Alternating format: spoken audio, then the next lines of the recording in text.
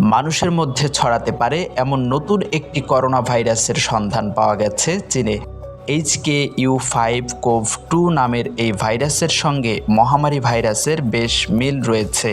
এতে শঙ্কা দেখা দিয়েছে মাত্র 2 বছর আগে শেষ হওয়া কোভিডের পর আরেকটি মহামারীর কবলে পড়তে পারে বিশ্ব।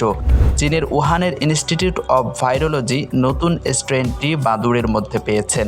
এছাড়া এটির সঙ্গে মার্সের সংশ্লিষ্টতা রয়েছে। মার্স করোনা ভাইরাস বেশ শক্তিশালী একটি ভাইরাস, যেটিতে আক্রান্ত ব্যক্তিদের 4 ভাগের 3 ভাগই মারা যায়।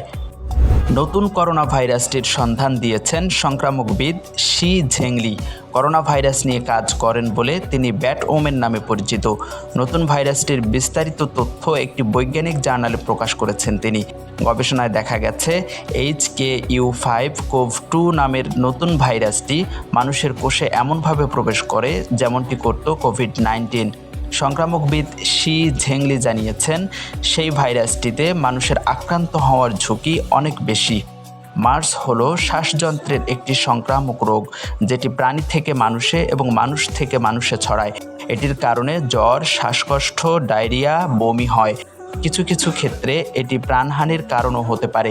যুক্তরাষ্ট্রের এখন পর্যন্ত মার্স ভাইরাসে মাত্র 2 জন আক্রান্ত হয়েছেন। 2 জনের দেহেই এই ভাইরাস শনাক্ত হয়েছিল 2014 সালের মে মাসে এবং তারা দুজনেই মধ্যপ্রাচ্যে ছিলেন। এই ভাইরাসের কোনো প্রতিষেধক বা ভ্যাকসিন নেই।